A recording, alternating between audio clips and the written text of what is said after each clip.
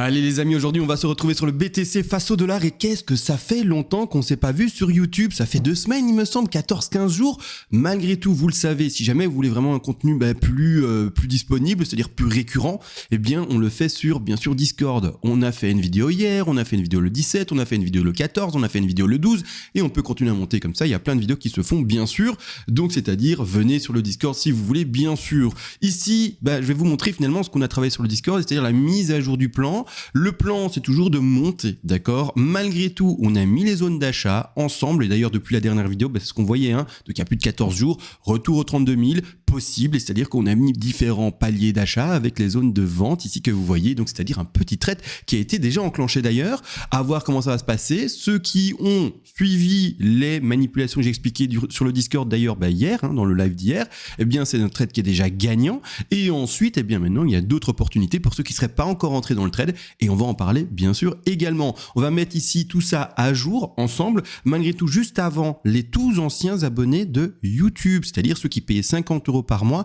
Attention, si vous voulez accéder à l'offre, vous le savez, à vie sur le Discord, parce que vous pouvez accéder au Discord à vie, l'abonnement qui est à 520 €, vous pouviez déduire l'abonnement que vous aviez pris à l'époque sur YouTube, mais attention, vous ne pourrez plus déduire cet abonnement pris sur YouTube, donc 50 € par mois, rappelez-vous, à la fin de ce mois-ci. Donc c'est-à-dire que le 1er décembre, c'est fini, vous ne pourrez plus déduire cela de l'abonnement. Donc je l'ai mis ici dans les annonces et c'est écrit ici, vous le voyez. Donc l'avantage donné aux tous anciens abonnés sur YouTube ne sera plus disponible à partir du 1er décembre. Donc pour donner l'exemple, disons que vous aviez pris 2 mois et donc c'est-à-dire 100 € à l'époque. En plus, vous aviez pris peut-être 3 mois sur le site actuel qui est de 80 €. Vous pouvez encore d'ailleurs faire le calcul 520 moins les 100 de YouTube moins les 80 € du site internet actuel et ça ferait plus que 340. Donc attention, le 1er décembre, c'est terminé pour bien sûr cet abonnement à vie également. Et après, on commence enfin la vidéo. Vous le savez, vous pouvez joindre ce Discord où il y a différentes choses,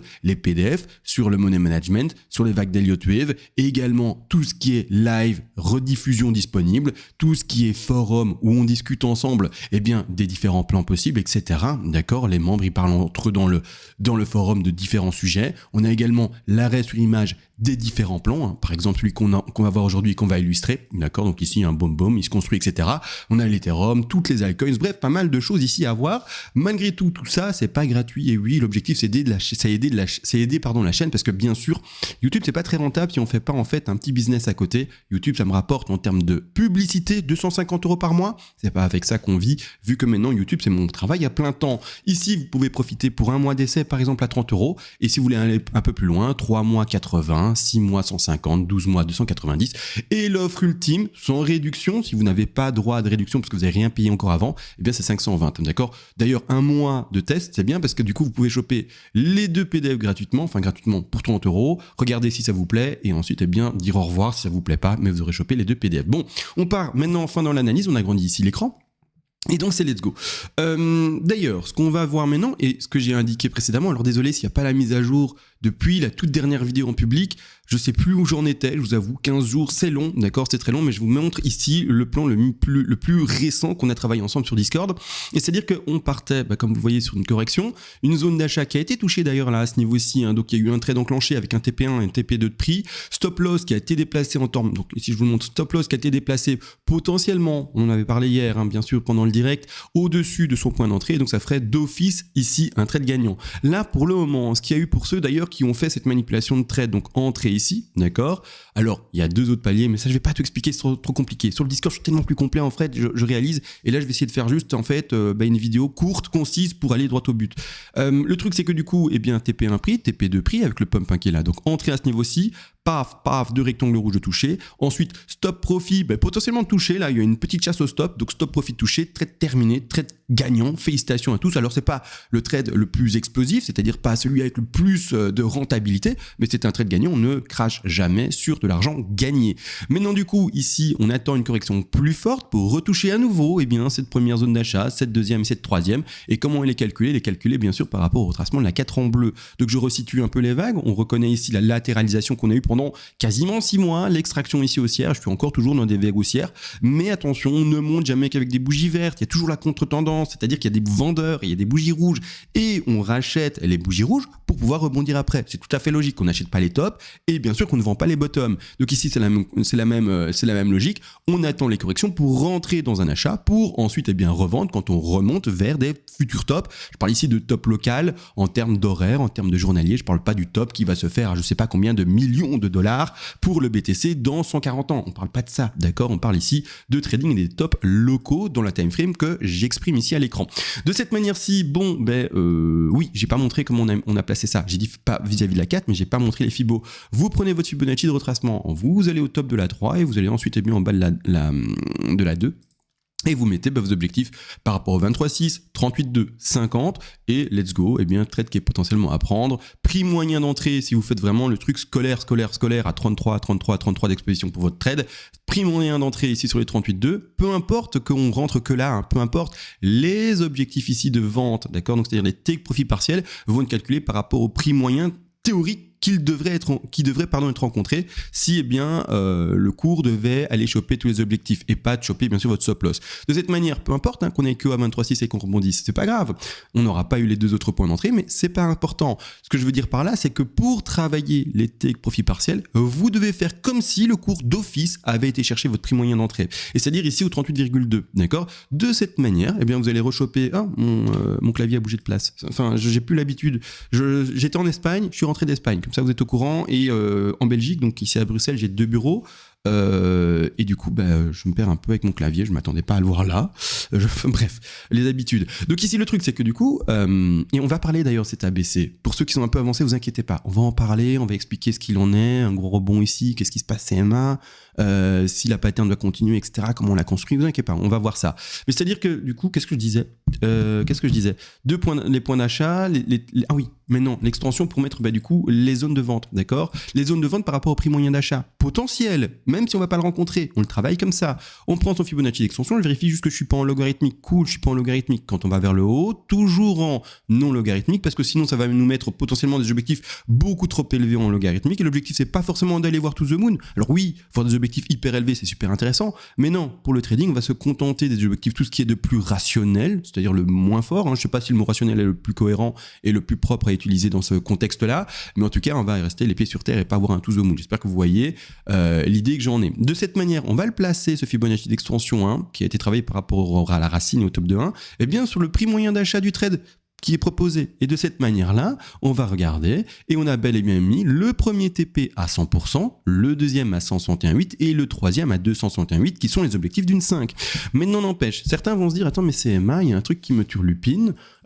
Ici, t'as 5, tu vois. Si l'objectif ici de prise de bénéfice est à ce niveau-là, ça veut dire que la 5 serait hyper faible, ça ferait une 5 en tronqué, et même voir ici les 161,8 qui seraient une 5 en tronqué. Une chose est sûre, c'est que dans la théorie du trading, d'accord, vis-à-vis des objectifs, etc., vous devez prendre tous les TP. Point barre. Il y en a 3, vous en mettez 3, d'accord? Si vous voulez en mettre plus, vous en mettez plus. Mais il y en a 3, vous en mettez 3. Par contre, vous pouvez bien sûr avoir une espèce de confiance dans votre décompte et vous dire une 5 en tronqué non, parce qu'on va construire ici, on le voit dans le degré supérieur une 3 ici et ensuite d'autres vagues, etc. On n'est pas sur la fin à proprement parler du pump dans le décompte que je travaille. Là ce sont des guillemets et je parle de vous. Quand je dis du plan que je travaille, c'est vous qui venez de le dire, parce que chacun a son plan. On fait pas du copy trading. Moi ce que je fais ici en vidéo c'est la pédagogie. J'essaie de vous partager comment on peut placer des vagues des lot wave, comment on peut les construire et comment avec ces vagues des lot wave, on peut placer un plan de trade. Mais sinon, il me faut bien de la matière pour pouvoir expliquer ça. Et le mieux, c'est bien sûr de travailler ça sur un cours en direct, vous montrer comment ça fonctionne, etc. sur un cours en direct. Mais c'est de l'exercice. Vous devez bien sûr savoir faire ça par vous-même. C'est plus intéressant aussi, en plus de le faire, sur l'actif qui est hyper à la mode. Qu'est-ce qui est hyper à la mode? C'est le BTC. Si je le faisais sur, j'en sais rien moi, sur Airbus, y a pas grand monde qui regarderait les vidéos. La transmission de l'espèce de connaissance que j'ai, je dis espèce, mais en fait de la connaissance que j'ai des lot wave, serait pas forcément transmise. Et aussi, comme ça on est adulte, on parle ensemble, un business plan pour pouvoir en vivre ne serait pas du tout envisageable si je faisais une analyse sur le Airbus qui serait vue peut-être 150 fois la vidéo et ça amène à rien. D'accord? Donc comme ça, entre adultes, on a parlé un peu de tout. Bref, on voit les arrières, l'arrière du décor, etc., comment ça fonctionne et comment c'est réfléchi. Bon, de toute manière, Voilà comment on place bien simplement les TP. Et ce que je voulais dire par là, pardon, excusez-moi, j'ai fait une ellipse, mais j'ai oublié, on a les 161.8 et 261.8 à prendre d'office, on réfléchit pas. Mais comme je vous l'ai dit, vous dites, mais j'ai une certaine persuasion dans mon décompte, une 50 tronquée, non, je la vois de toute façon péter là-bas en haut. Vous devez quand même prendre les 2 TP comme j'ai dit là précédemment, même si vous y croyez pas, mais vous pouvez les prendre bien sûr avec une importance moins forte. C'est-à-dire que vous pouvez vous dire, un micro-pump ici, nul, je suis pas fan, bon, mais je vais prendre que 10% de bénéfices sur cette zone-là, d'accord? Donc le premier TP, 10%, why not? Ensuite, ici un double top, je suis toujours pas fan, moi je vois ici une 5 qui pump. Là quand je dis je suis toujours pas fan, c'est à votre place que je parle, moi je m'exprime pas là. J'y crois toujours pas, mais bon, on a déjà fait un beau petit pump, on va rechercher peut-être un top, peut-être qu'on va réécraser, un double top et boum on redescend, et puis avec ce qu'il y a précédemment, c'est même peut-être des triple tops, bref, la résistance casse pas. Je sais pas ce que vous pouvez avoir comme réflexion, mais vous vous dites, allez, je vais prendre 20-30% de prise de bénéfice sur cette zone-ci 2, d'accord? Donc le deuxième take profit partiel, donc le deuxième TP. Et ensuite, bien sûr, là où vous avez plus de croyance, entre guillemets, plus de persuasion dans votre décompte et dans son développement, vous allez vous dire, je vais prendre carrément 40% ici, par exemple, sur le troisième TP. Si on fait le calcul, on a pris combien de bénéfices ici? 10 dans l'exemple que j'ai donné, 20, ça veut dire 30 au total, et 40, ça nous fait 70. Vous allez me dire, il y a un trou là maintenant, 70, c'est main, il manque 30. Qu'est-ce qu'on en fait des 30? Ça, c'est la logique de l'optimisation du bénéfice. C'est comme la logique d'ailleurs de l'optimisation de la perte. Ça, j'en parle peut-être pas aujourd'hui, l'optimisation de la perte. C'est bizarre de se dire ça, optimiser sa perte, comment c'est possible? On en parlera un autre jour, sinon la vidéo va faire 3 heures. C'est un autre jour, d'accord? Mais ici, l'optimisation du bénéfice. C'est-à-dire qu'en fait, comme vous ne savez pas lire le cours, c'est important. En fait, on essaye de déduire, de voir un peu avec les Elotuev, avec d'autres indicateurs. Les autres indicateurs ne lisent pas non plus l'avenir, mais on essaye un peu de s'en tirer en fait dans tout ce schmilblick. En faisant ça, on dessine des TP, etc., des points d'entrée, placement de stop-loss, c'est super, c'est beau. Mais en réalité, on ne sait pas du tout ce que va faire le BTC. On essaye, mais on n'en sait rien, d'accord? Dans ce développement d'idées, et donc dans ce côté plus sage que vous aurez, en sachant qu'on ne sait pas lire l'avenir, le cours du BTC, s'il le veut, il peut aussi, tout simplement, donc delete, petit brush, il peut aussi très bien ne pas faire ceci, chercher l'objectif top et puis redescendre. Non, il peut très bien aussi dire moi je pump et là je pars en parabole mon ami. Tu pensais que j'allais arrêter là potentiellement grosse résistance à ce niveau-ci et m'arrêter? Non, moi je pars à j'en sais rien moi 46 000, 50 000, 100 000, 2 millions de dollars. J'extrapole, youtubeur, attention, il en fait toujours de trop. Mais vous avez compris, c'est-à-dire que comme vous savez pas où est la limite, où est le top? C'est la même chose. Quelqu'un qui croit savoir où est le top pour un bull market ou quelqu'un qui croit savoir où est le bottom pour un bear market, c'est quelqu'un qui est un peu dans un monde un peu ahuri, ou alors, je précise, qu'il n'est pas au courant tout simplement que sur les murs, ça je donne souvent l'exemple, mais sur les murs, la mousse que tu vois la mousse qui est un peu légère, tu vois aussi l'espèce de ceinture autour de ton lit, etc. Et là, le petit hublot sur la seule porte que tu es dans ta pièce et pas de fenêtre, c'est jusqu'alors que tu es dans un hôpital psychiatrique et que tu crois savoir des choses, lire l'avenir, et du coup on te prend en main. En gros, c'est ça, d'accord? C'est important de comprendre qu'on ne sait pas lire l'avenir, sauf si vous y croyez fortement, et alors là, c'est le contexte, les murs, etc., qui sont en mousse, c'est logique. Bon, de cette manière-là, comme vous ne savez pas, on laisse toujours son trade avec une proportion ouverte, d'accord? Et ensuite, vous allez me dire, mais quand est-ce qu'on prend son bénéfice? Parce que du coup, j'ai plus mis de TP là-bas en OCMA, c'est le grand vent, c'est l'envolée, il n'y a plus de TP, il n'y a plus de rectangle rouge, ça sera votre stop profit. Alors pour le moment, il est là-bas en bas, par exemple, exprimé, mais une fois qu'il sera au-dessus de vos points d'entrée, et qu'il va se déplacer vers le haut, ça sera un stop profit. En bas, ça s'appelle un stop loss. Il arrête une perte, d'accord? Quand il est dans les zones où il est dans le bénéfice et que si le cours allait le rechercher à nouveau, on se retrouve dans une zone de prise de bénéfice, de stop du bénéfice. Vu qu'on va de toute façon, ça c'est un ordre de sortie, c'est le dernier ordre de sortie, clôturer le trade sur ce stop profit. Le cours en montant, et d'ailleurs, vous voyez ici, sans faire exprès, j'ai fait des petites vagues, va dessiner des zones de résistance, des zones de support, etc., des zones de fluctuation horizontale, des zones de pump, etc. Vous allez à un moment déterminer une zone de résistance importante, une zone de support important, peu importe en fait le sens dans lequel on est avec le cours. Parce que ça fonctionne dans un short, ça fonctionne également dans un long. Et de cette façon, votre stop profit, vous allez le déplacer sous chaque. Par exemple, ici, j'ai sans faire exprès dessiné un beau niveau de support. Ici, le déplacer sous chaque niveau de support important.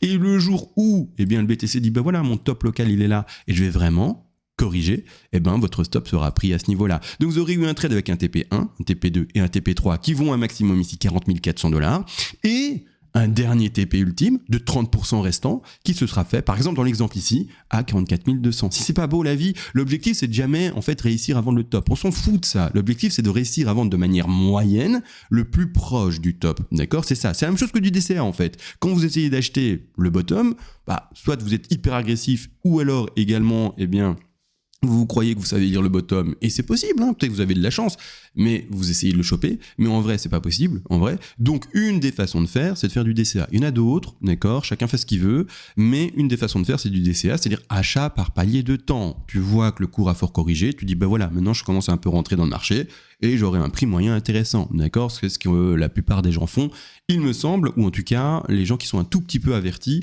et qui veulent pas faire trop de bêtises en faisant des bêtises, quoi.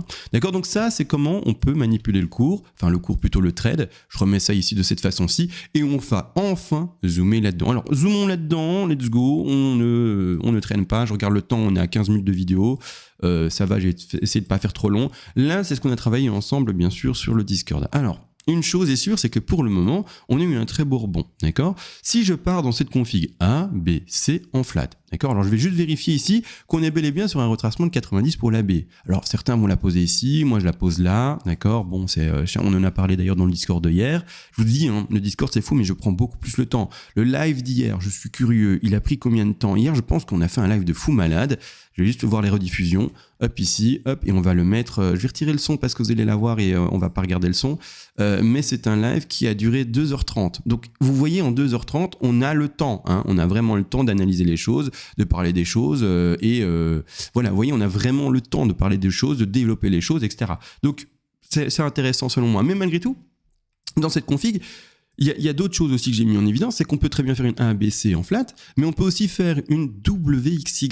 Alors là, ça commence à m'intéresser. Pourquoi ? Parce que il va falloir compter 5 vagues ici là-dessus. Et pour le moment, avec ce rebond important, je me demande si on n'est pas en train de faire une WXY. C'est-à-dire qu'on ne serait pas en train de faire ceci, je vais vous le dessiner, ça ne change pas grand-chose par rapport aux objectifs baissiers. Ce sont exactement les mêmes objectifs de Fibonacci d'extension pour la C ou pour la Y. Vous voyez ce qui est en framboise, c'est les mêmes objectifs que la Y. Donc finalement, c'est pas ça qui est important. Et puis même au-delà de ça, l'important c'est surtout ces 3 zones d'achat que j'ai placées. Ceux qui font du trade en plus petit time frame, scalping, swing trading et en intraday par exemple, là vous pouvez bien sûr jouer avec des time frames et donc des figures qui sont plus petites et qui ne sont pas indiquées à l'écran. Mais c'est-à-dire que si vous voulez par exemple jouer des figures plus petites, vous allez commencer à dessiner des patterns dans les vagues qui vont composer la chute. Ici par exemple une première 1, d'accord, une petite 2, ensuite une 3, une 4 et puis une 5 pour compléter une C, d'accord. Alors je vais cacher la Y un peu là derrière pour vraiment montrer ce qui est en froid-base. Donc 1, 2, 3, 4, 5, il faudra lire ça. Et c'est bien possible que ça soit ça. Malgré tout, le rebond est fort. On le sait que statistiquement, une 2 va rechercher normalement sa zone de retracement des 50 à 61,8% de Fibonacci de retracement à hauteur de 93%.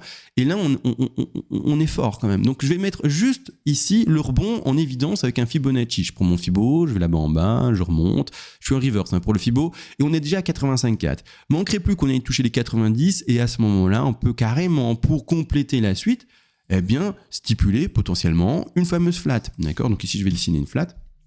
Partir dans le fait, donc je vais retirer la framboise pour montrer l'autre hypothèse. 5 dans une Y, donc là je suis déjà en jaune en Y, non, donc 5 en Y, non, c'est pour une C. Et ensuite, pour ceux qui font du trade à plus petit time frame, partir là-dessus, c'est-à-dire une flat en A, d'accord, en rebond de B, alors un peu plus haut du coup, ici, pour aller chercher 90, et puis une dernière C, différents objectifs, short ouvert sur les 90 ou voire même les 123, parce qu'on peut très bien aller chercher les différents objectifs, aller voir même chercher les 138 de Fibonacci, mais en tout cas une chose est sûre, c'est qu'à un moment, retrouver la correction, d'accord. Donc ça c'est la pattern pour ceux qui feraient vraiment du trade à plus petit time frame. Malgré tout, nous, et en tout cas personnellement, là je vais m'arrêter sur les plus grandes, c'est-à-dire sur le trade par exemple que je mets ici en construction avec vous. Je rappelle, pas de copy trading, moi c'est l'exercice sur